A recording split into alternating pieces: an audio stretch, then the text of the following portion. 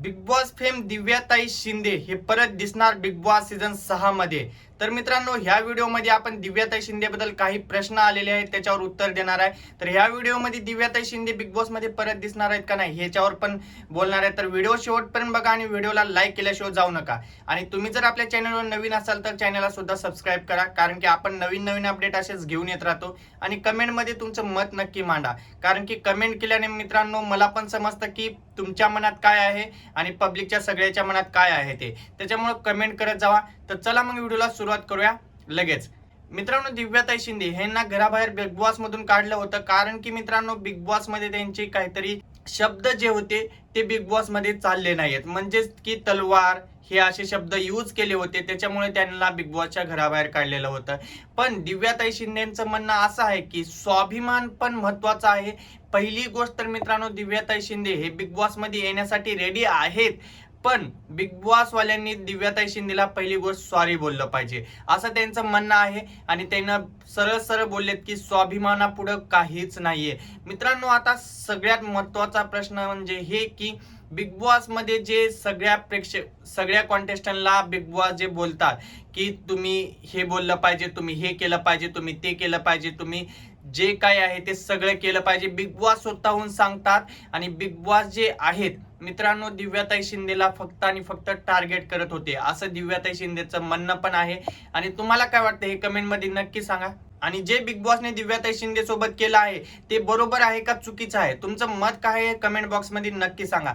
मित्रांनो, दिव्याताई शिंदे यांनी एवढी मोठी चुकी काहीच केली नव्हती की त्यांना डायरेक्ट बिग बॉसच्या घराच्या बाहेर काढण्यात आलेलं आहे। मित्रांनो, त्यांना कन्फेशन रूम मध्ये पण ठेवलं होतं, तिथे पण दिव्याताई शिंदे यांनी हेच बोलले होते की स्वाभिमानापुढे काहीच नाहीये, हे स्वतः दिव्याताई शिंदे यांनी बोललेले आहेत। मित्रांनो, दिव्याताई शिंदे यांचं म्हणणं एवढंच होतं की तुम्ही संविधानाच्या विरोध बोलताय आणि तुम्ही जर असं बोलत असाल तर मला बिग बॉस मध्ये राहायचं नाहीये। मित्रांनो, कन्फेक्शन रूम मध्ये असं पण होतं की दिव्याताई शिंदे बोलले होते की बिग बॉस तुम्ही मला सॉरी बोला आणि विषय संपवून टाका, पण बिग बॉसने सॉरी नाही बोललं आणि विषय दिव्याताईला शेवटी बाहेर काढावं लागलं।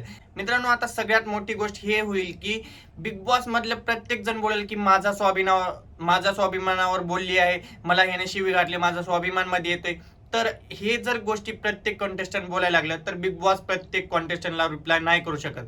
असं जर तुमचं म्हणणं असेल तर मित्रांनो सांगतो की प्रत्येकाला प्रत्येकाचा स्वाभिमान महत्वाचा आहे आणि महत्वाचाच राहणार। आणि असे जर प्रश्न आले तर मित्रांनो, सगळ्यात महत्वाची गोष्ट की बिग बॉस स्वतःहून सांगतात कॉन्टेस्टंटला तुम्ही हे असे शब्द वापरू नका, तुम्ही हे वापरू नका, तुम्ही ते करू नका, असं स्वतः सांगतात। आणि मित्रांनो, पहिली गोष्ट तर ह्या लोकांना दिव्याताई शिंदेला बाहेरच काढायचं होतं, कारण की दिव्याताई शिंदेला भारतातूनच नव्हे तर बाहेर देशातून पण वोट येत होते।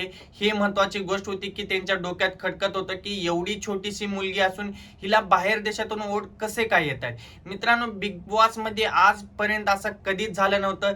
मराठी बिग बॉस मध्ये रेकॉर्ड ब्रेक वोटिंग झाली होती। आणि मित्रांनो, मेन गोष्ट दिव्याताई शिंदेला वन साइड विनर करावं लागलं असतं ह्या लोकांना। हे कारण होतं मेन की दिव्याताई शिंदेच्या तोंडामधून कधी अपशब्द बाहेर येतात आणि आम्ही यांना कधी बाहेर काढू, हे बिग बॉसच्या मनात होतं आणि बिग बॉसनं तेच केलं।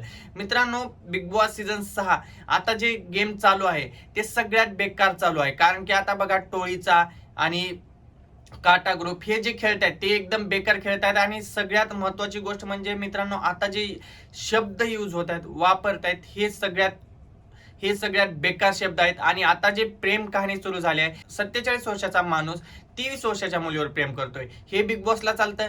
पण बिग बॉस मध्ये जे आरबी सरांना दिव्याताई शिंदे भाऊ म्हणत होती, पण ते बिग बॉसला कधीच चाललं नाही, कारण की भावा बहिणीचं नातं ह्या लोकांना नको आहे, ह्या लोकांना पाहिजे तर लव्ह अँगल दाखवा आणि बिग बॉस जिंका, हे असे स्ट्रॅटर्जी आहे। आणि लव्ह अँगल हे आम्हाला नाही चालत, महाराष्ट्राची जनता जेवढी आहे त्याला लव्ह अँगल नाही चालत। भावा बहिणीचं नातं एखाद्या वेळेस चाललं असतं आणि चालवून पण घेत होती, पण लव्ह अँगल कधीच नाही चालणार। आणि सगळी जनता भडकली आहे, हे बिग बॉसला समजलं पाहिजे की आपण काय करतो आणि काय नाही ते। तर चला मग मित्रांनो, बाय बाय।